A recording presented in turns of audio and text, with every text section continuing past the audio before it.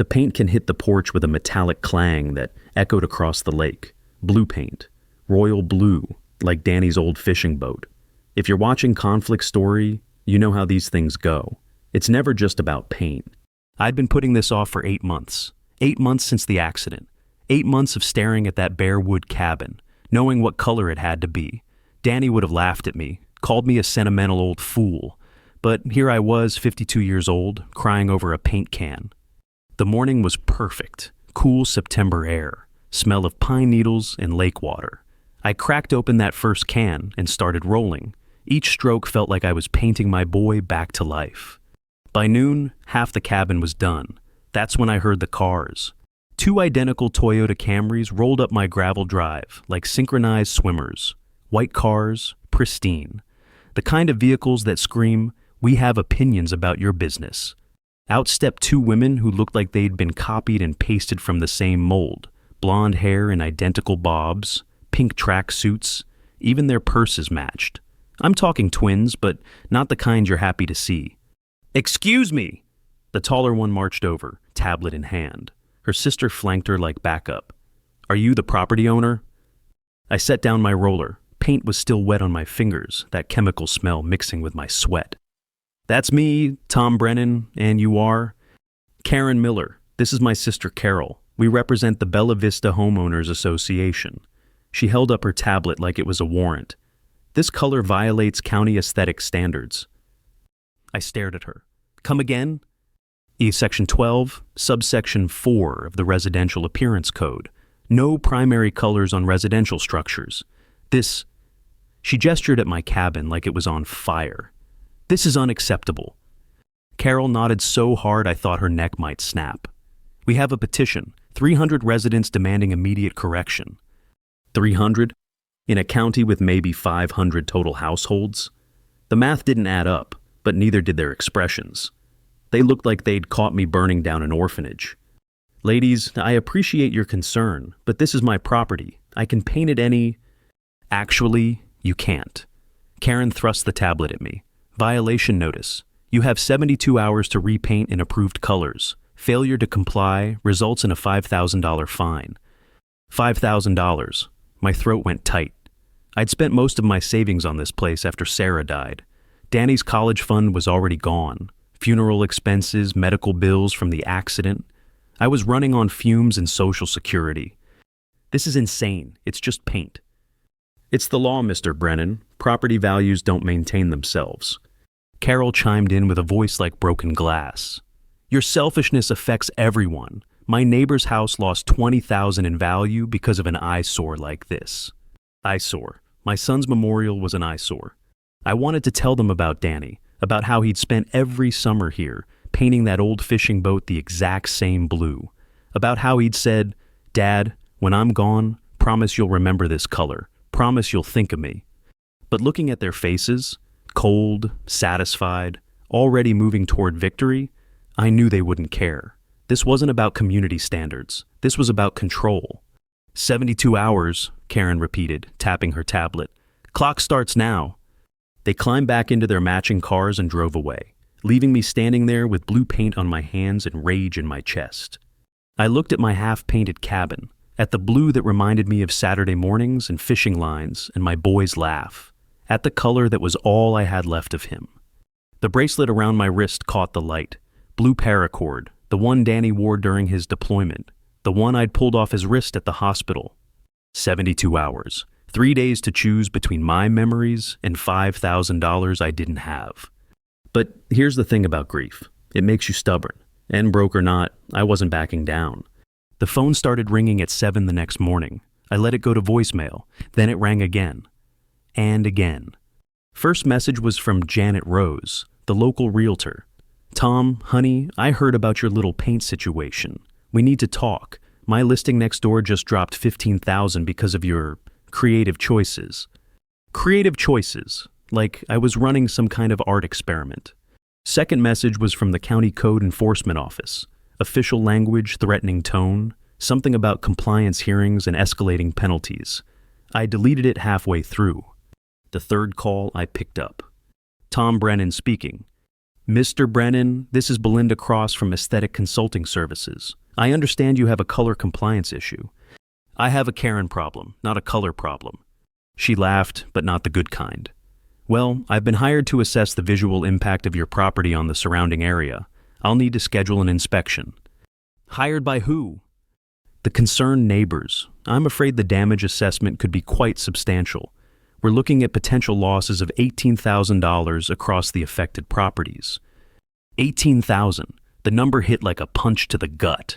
I sank into Danny's old chair, the leather cracked and worn from years of Saturday afternoon naps. Lady, it's a cabin by a lake. It's not the White House. Property values are serious business, Mr. Brennan. The neighbors are considering legal action if this isn't resolved promptly. Legal action? Translation? They were going to sue me into the ground for painting my own damn house. That afternoon, I drove into town for supplies, stopped at Henderson's hardware store, same place I'd bought paint for 30 years. Old Frank Henderson was behind the counter, same as always. Hey, Frank, need some more of that royal blue. Frank's face went tight. He glanced around the empty store like someone might be listening. Tom, I can't sell you that color anymore. What do you mean you can't? I had some visitors yesterday, those Miller sisters.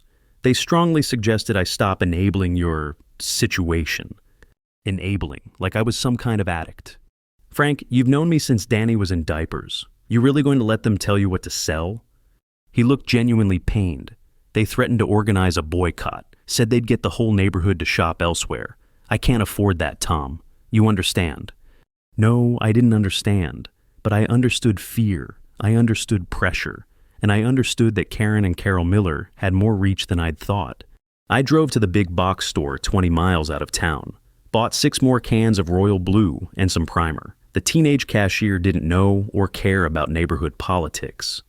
On the drive back, I passed the community center. Cars packed the parking lot. A handwritten sign by the door read, "Emergency Community Meeting, tonight, 7 p.m., preserving our property values." Emergency meeting, about my paint job. I pulled over and sat in my truck, engine ticking as it cooled. Through the windows, I could see them in there, maybe 40 people, all focused on a presentation screen. Karen Miller at the front, pointing at blown-up photos of my cabin. Even from the parking lot, I could hear the murmur of voices, angry voices, concerned voices, all talking about me like I was some kind of neighborhood terrorist. Have you ever felt like the whole world turned against you overnight? Like you went to sleep normal and woke up public enemy number 1? I thought about going in there, thought about walking up to that microphone and telling them about Danny, about the boat, about why that color mattered more than their property values. But looking at those faces through the window, faces I'd known for years, neighbors who'd brought casseroles after Sarah's funeral, I realized something cold and hard. They had already made up their minds. This wasn't a discussion. It was a trial, and I was the defendant. My phone buzzed. Text message from a number I didn't recognize. Saw your house? Disgusting. Change it, or we'll change it for you. Anonymous threats now. These people were just getting started, and I was running out of allies fast. The meeting broke up around 9. Cars filed out of the parking lot like they were leaving a revival. Everyone looked satisfied, righteous, like they'd just voted to save democracy. I drove home through the dark, headlights cutting through pine trees and shadows.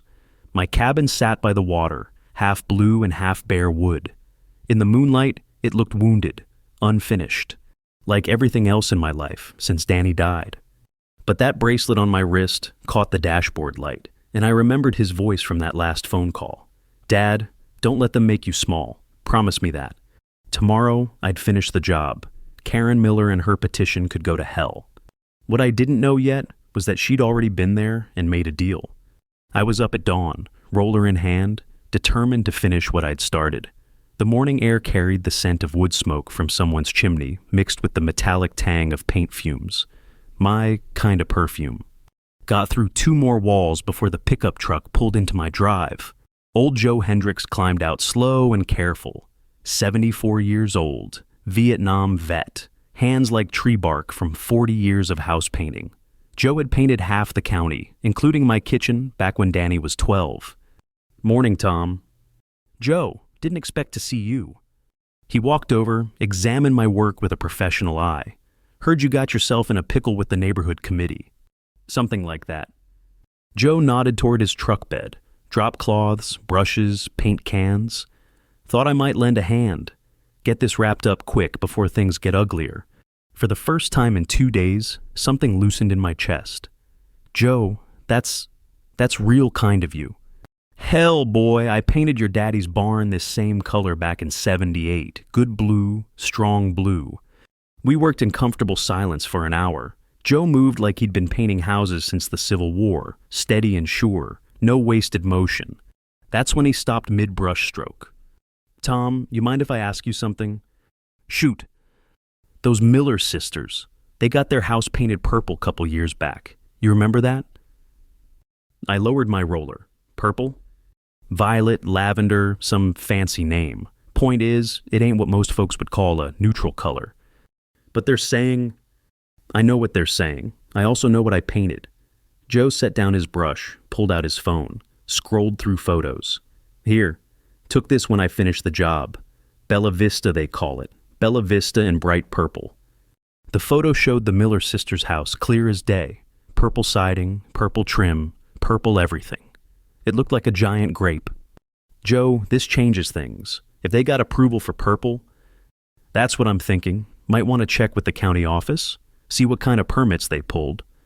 Suddenly, the screen door of the Miller house slammed shut. Karen came marching across the lawn like she owned the whole neighborhood, which, apparently, she thought she did. Mr. Hendricks, I need to speak with you privately. Joe straightened up, all military bearing. Ma'am, I'm working. You got something to say? Say it. We discussed this yesterday. The community has standards. Your participation in this project is not helpful. My participation in what? Honest work? Karen's voice went honey sweet, the way a snake might sound if it could talk. Joe, you've done beautiful work for so many families in this area. It would be a shame if that reputation were compromised. Threat, clear as church bells. Joe looked at her for a long moment. Then he looked at me, then back at her. Lady, I was dodging bullets in Da Nang when you were still in diapers. You think I'm scared of your little neighborhood gossip club? I think you should consider your options carefully. Word travels fast in a small community. That's when Carol appeared, twin number 2, carrying a manila folder thick as a phone book. Mr. Hendricks, we'd like to offer you an alternative opportunity. We're expanding our deck, adding a sunroom. It's a substantial project, very substantial. She opened the folder. I couldn't see the numbers, but Joe's eyes widened. $12,000 job, Carol said. All yours, if you're available immediately. $12,000, more than Joe probably made in 2 months. The silence stretched out like a rubber band ready to snap. I could hear water lapping against my dock, could smell the paint drying on my half-finished walls. Joe looked at the contract, then at my cabin, then at me. Tom, he said quietly, I'm real sorry. He started packing up his brushes. Just like that, my only ally was gone, bought and paid for with purple money. Joe, wait. But he was already loading his truck. Wouldn't meet my eyes. Nothing personal, Tom. Man's gotta eat. The Miller sisters watched him drive away with identical satisfied smiles. Then Karen turned to me. Mr. Brennan, this can still end peacefully. We have approved color samples, beige, tan, forest green, respectable choices. Respectable, there was that word again. What about purple? That respectable enough for you? Her smile faltered for just a second. I'm sorry. Your house, Karen, your purple house. Funny how that's respectable, but my blue isn't. Our situation is completely different. We received proper permits through appropriate channels. What channels? What permits? But she was already walking away, heels clicking on my gravel like a countdown timer. I stood there alone, half-painted cabin behind me, betrayal settling in my stomach like bad coffee. Joe's truck was already disappearing around the bend. The bracelet on my wrist felt heavier suddenly. Danny's voice in my memory. Dad, when the world pushes, you push back harder. Problem was, I was running out of people to push back with. That afternoon, I drove to the county office alone. Time to see what kind of permits the Miller sisters had really pulled. And that's when I discovered they'd been playing by a completely different set of rules. The county office smelled like burnt coffee and bureaucracy. Mary Garrison sat behind the records desk, reading glasses perched on her nose like a librarian from Central Casting. She'd been filing permits and keeping secrets in this town for 30 years. Tom Brennan, haven't seen you in here since you pulled permits for your dock extension. Mary, I need to see some records. The Miller sisters' house on Lakeview Drive. Any color permits, aesthetic approvals, whatever they filed. She gave me a look. This about your paint situation? Word travels fast. Honey, in a town this size, word travels at the speed of light. Hold on. Mary disappeared into the back room. I could hear filing cabinets opening, papers rustling. The kind of sounds that either save you or bury you. She came back with a thin folder. Here's what I got. I opened it up. Building permit from 2021, color variance application. And there it was, in black and white. Request for non-standard exterior color due to therapeutic necessity. Therapeutic necessity?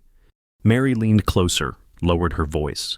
Karen Miller claimed the standard colors triggered anxiety related to a childhood trauma. Doctor's note and everything. You're kidding me. Wish I was. Said neutral colors reminded her of the hospital where her grandmother died. Needed something bright and cheerful for her mental health. I stared at the document, official letterhead, doctor's signature, the whole 9 yards. So she gets purple for her therapy, but I can't have blue for my dead son. Mary's expression softened. I heard about Danny. I'm real sorry, Tom. What I don't understand is why my cabin's suddenly a problem. This neighborhood's been all kinds of colors for years. Well, that's the thing. Mary pulled out another folder, thicker this one. New ordinance passed last month. Unanimous vote by the Homeowners Association. All structures must conform to approved color palette. Passed when? September 1st, 2 weeks ago. The timing hit me like a slap. 2 weeks after I bought the paint. Tom? Mary hesitated, glanced around the empty office. You didn't hear this from me, but that ordinance vote, it wasn't exactly advertised. No public notice in the paper. Just a quick meeting, small attendance. How small? 12 people, in a community of 200 homeowners. 12 people had decided the fate of everyone's property. And somehow, I hadn't gotten the memo. I drove home with my head spinning. The whole thing was a setup. They'd watched me buy the paint, waited for me to start the project, then sprung their trap. But why? What had I done to earn this kind of focused hatred? The answer was waiting in my mailbox. Official envelope, law firm letterhead, Kellerman, Brooks & Associates. Inside was a lawsuit. Karen and Carol Miller versus Thomas Brennan, seeking $18,000 in damages for diminished property values caused by aesthetic blight, plus $5,000 in fines, plus attorney fees. $28,000 total, more money than I'd seen in 2 years. I sat in my truck reading the legal language, feeling the walls close in. They had me. They'd played this perfectly.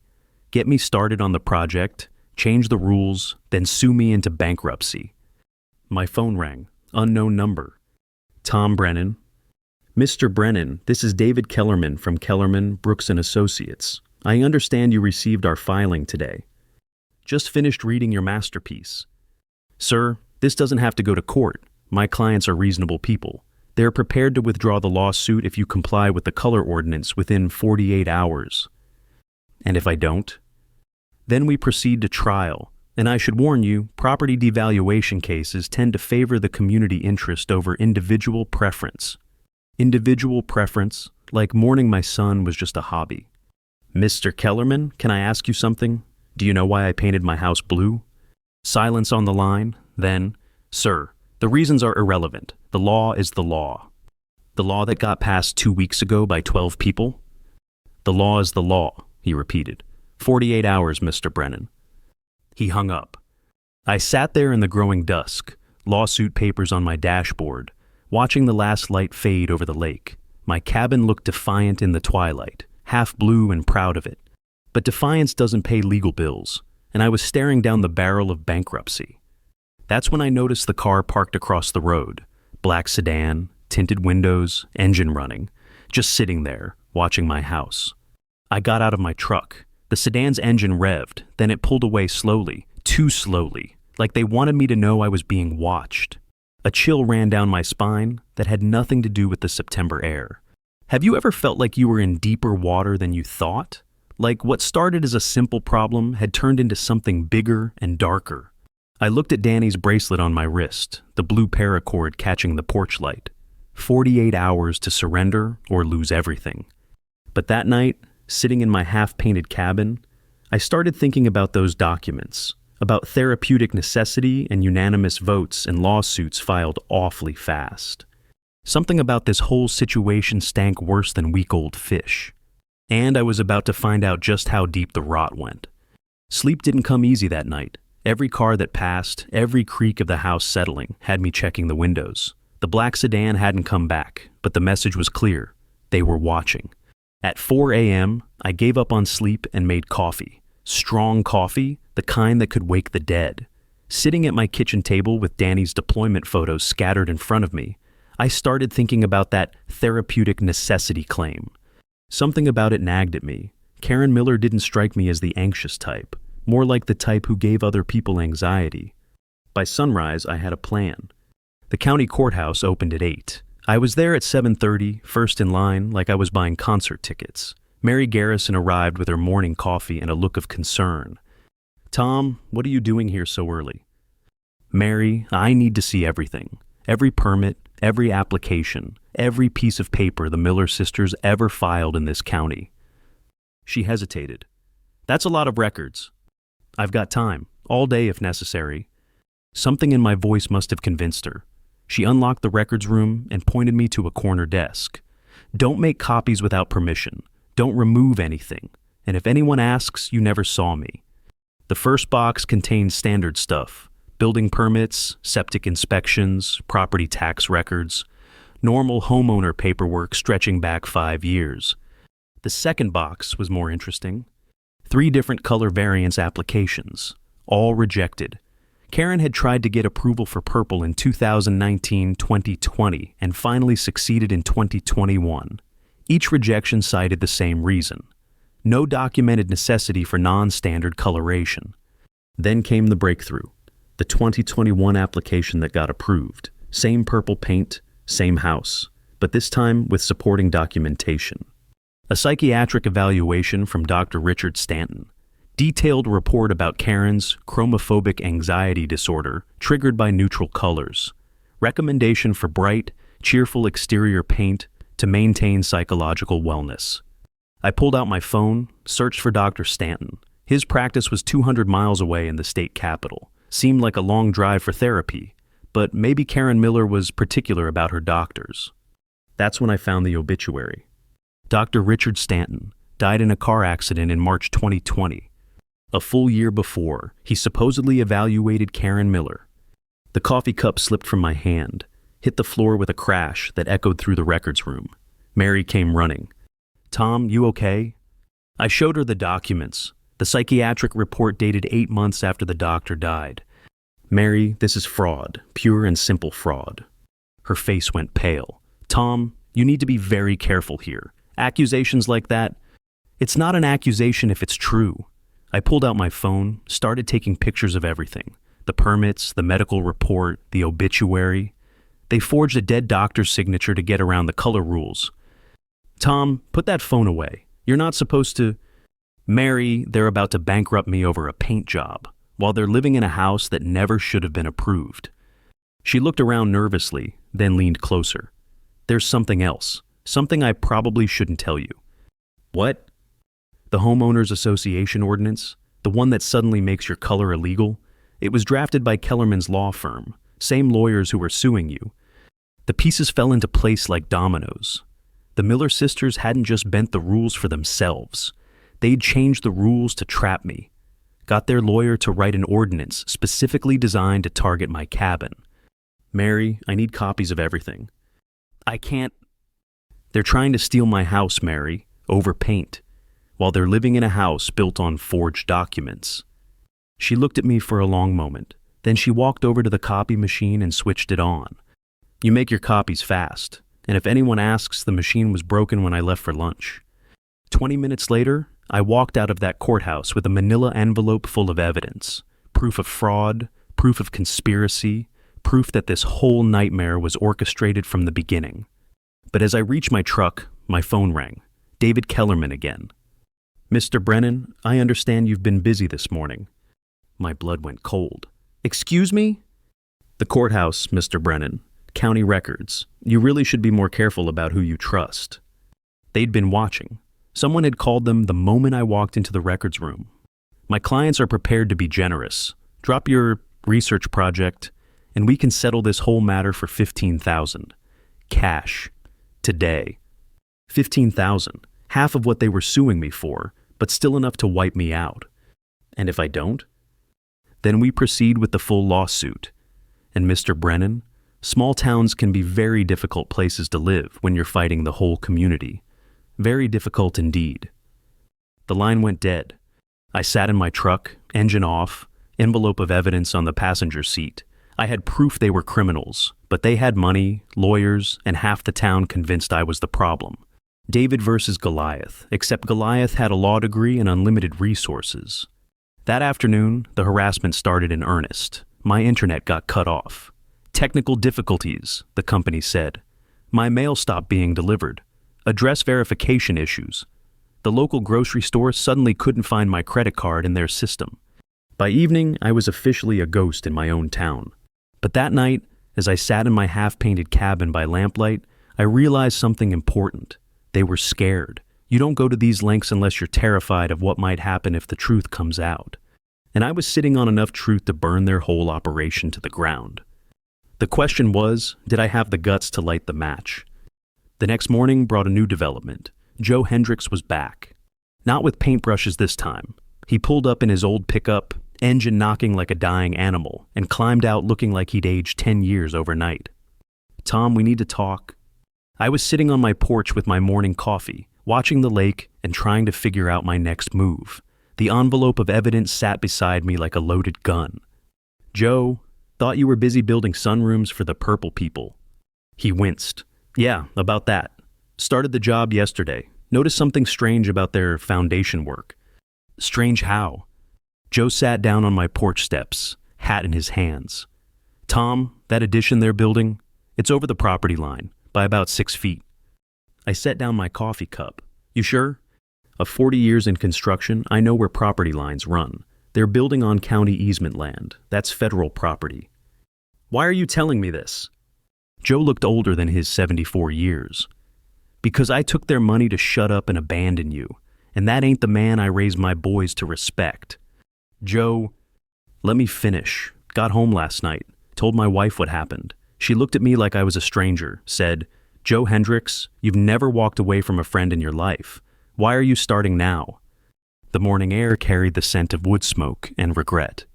She was right. Been thinking all night about your boy Danny, about how he used to help me load lumber when he was just 12 years old. Strong kid, good heart." My throat tightened. "Yeah, he was." "He ever quit on anything in his life?" "Not once." "Then his daddy shouldn't either." Joe stood up. Decision made. "I'm returning their money, all of it, and I'm helping you finish this paint job, lawsuit or no lawsuit. Joe, they'll destroy your business."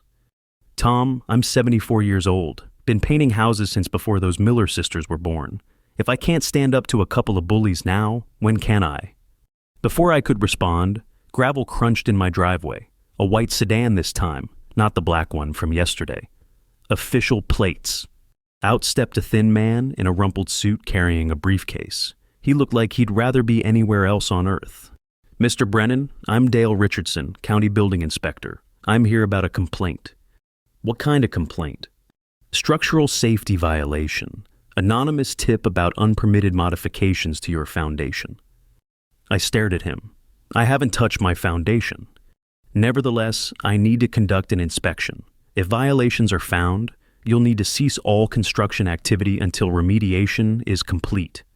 Joe stepped forward. "Son, I've been in construction longer than you've been alive. This foundation hasn't been touched in 20 years. Sir, I'm just doing my job. The complaint specifically mentions safety concerns about paint-related structural modifications. Paint-related structural modifications. Even Richardson looked embarrassed saying it. "This is harassment," I said. Mr. Brennan, I don't make the complaints. I just respond to them. May I proceed with the inspection? What choice did I have? Richardson spent an hour crawling around my foundation with a flashlight and measuring tape, looking for problems that didn't exist. Everything appears to be in order, he admitted finally. No violations found. So I can keep painting? The foundation is sound. As for the paint, he shrugged helplessly. That's above my pay grade. After he left, Joe and I sat in the growing heat, watching boats drift across the lake like everything was normal. They're running out of moves, Joe observed. False inspections, harassment, lawsuits, getting desperate. That's when my phone rang. Mary Garrison from the county office. Tom, you need to get down here, now. What's wrong? Just get here and bring those copies you made yesterday. The urgency in her voice sent me flying down the county roads, Joe riding shotgun and asking questions I couldn't answer. Mary met us in the parking lot, nervous energy radiating off her like heat waves. Tom, someone broke into the records room last night. Files are missing, including everything related to the Miller property. Everything? Every permit, every application, every piece of paper going back 5 years. Gone. My stomach dropped. But I made copies. That's why I called. Those copies might be the only evidence left that the Miller sisters ever filed anything at all. Joe whistled low. They're covering their tracks. More than that, Mary said. I called the state office this morning, asked about Dr. Stanton, the psychiatrist who signed Karen's evaluation. The one who died in 2020? Tom, there is no Dr. Richard Stanton. Never was. I checked medical licensing records going back 30 years. The name, the license number, the practice address, all fake. The world tilted sideways. They didn't just forge a dead doctor's signature. They invented a doctor. Gets worse. The law firm that drafted the Homeowners Association ordinance, Kellerman, Brooks & Associates, they're not licensed to practice law in this county, or any county, as far as I can tell. Joe grabbed my arm. Tom, these people aren't just cheaters. They're running some kind of con game. Mary nodded grimly. And now they're destroying evidence to cover it up, which means they know you're on to them. Standing in that courthouse parking lot, everything suddenly made sense. The matching cars, the synchronized operation, the way they had appeared in my life like they were following a script. Karen and Carol Miller weren't homeowners concerned about property values. They were professionals, and I'd walked straight into their trap. But now I had something they didn't expect. Proof of their lies, allies who wouldn't back down, and the kind of anger that comes from having nothing left to lose. The war was about to begin in earnest. And this time, I knew exactly who my enemies were. The town hall meeting was scheduled for 7 p.m., emergency session about community standards and property values. But I had a different agenda. Joe and I spent the afternoon making copies of everything, every document, every piece of evidence, every proof of the Miller sisters' fraud. We printed 50 sets and distributed them to mailboxes across the neighborhood. By 6:30, the community center parking lot was packed. Cars I'd never seen before, people streaming in with serious faces and manila envelopes. Mary Garrison met us at the door. Tom, are you sure about this? These people have lawyers. Fake lawyers, I reminded her, and we have the truth. The main hall was standing room only. Karen and Carol Miller sat at the front table like judges at a trial. They had dressed for the occasion, matching navy suits, identical briefcases, synchronized confidence. But something was different in their eyes, a tightness around the edges that hadn't been there before. Karen called the meeting to order with a gavel that looked like it came from a toy store. Ladies and gentlemen, we're here to address a serious threat to our community's property values. Mr. Brennan's refusal to comply with established standards. Point of order. I stood up in the back of the room. Before we discuss my paint job, I'd like to address some irregularities in the association's documentation. Karen's smile faltered. Mr. Brennan, you're not recognized to speak. Actually, I am. Mary stepped forward with a thick folder. County records indicate Mr. Brennan owns property in this district and has full speaking rights at any community meeting. The room went quiet. You could hear the air conditioning humming. I walked to the front, envelope in hand. Karen, Carol, I've been doing some research on your house, specifically the permits you filed for that purple paint job. Our permits are in perfect order, Carol snapped. Are they? I opened my envelope, pulled out the first document. This is a psychiatric evaluation from Dr. Richard Stanton, dated April 2021, recommending purple paint for therapeutic reasons. Murmurs rippled through the crowd. Here's the interesting part. Dr. Stanton died in March 2020, 13 months before he supposedly examined you. The murmurs turned to gasps. Karen's face went white. Furthermore, I continued, pulling out more papers, I contacted the state medical board. There has never been a licensed psychiatrist named Richard Stanton in this state. The license number on this evaluation belongs to a pediatrician in Alaska. Someone in the crowd shouted, "They faked it!" Karen tried to recover. This is clearly a misunderstanding. Administrative errors? What about these administrative errors? I held up the Homeowners Association ordinance. This document establishing color restrictions, it was drafted by Kellerman, Brooks and Associates, same law firm that's suing me. More gasps. Joe stood up from his seat. Only problem is, there is no Kellerman, Brooks and Associates. The State Bar Association has no record of any lawyer named David Kellerman. The room exploded, voices shouting, chairs scraping, people on their feet demanding answers. But I wasn't finished. Joe here made an interesting discovery yesterday. That addition you're building on your house, the one you hired him for, it's 6 feet over the property line, on county easement land. Carol jumped up. That's impossible. We had surveys. It's fake surveys, just like your medical evaluations and your lawyers. Old Frank from the hardware store shouted from the back. They threatened to boycott my store if I sold you paint. Janet, the realtor, stood up.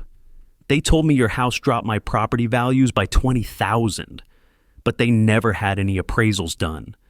The crowd was turning, and Karen Miller knew it. She grabbed her briefcase, started heading for the door.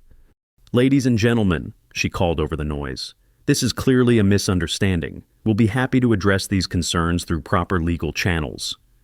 What legal channels? Mary called out. Your lawyers don't exist. That's when Joe delivered the knockout punch. Folks, I did some more digging today. Karen and Carol Miller aren't even their real names. Vehicle registrations show these cars are leased to a company called Property Solutions LLC. Same company that's been running similar scams in 3 other counties. The crowd went silent for 1 heartbeat, then erupted like a volcano. Criminals! Con artists. Call the sheriff. Karen and Carol didn't wait around for the sheriff. They pushed through the crowd, ran for their matching cars, and peeled out of the parking lot like their lives depended on it. Which, considering the mood of that crowd, they probably did. The aftermath was sweet. The fake lawsuit disappeared overnight. The harassment stopped. My internet and mail service mysteriously resumed. 3 days later, I finished painting my cabin, royal blue, every board and shingle. Joe helped, along with 6 neighbors who showed up with brushes and apologies. Frank from the hardware store brought beer and wouldn't let me pay for the extra paint. Hell, Tom, after what those women put you through, this one's on the house.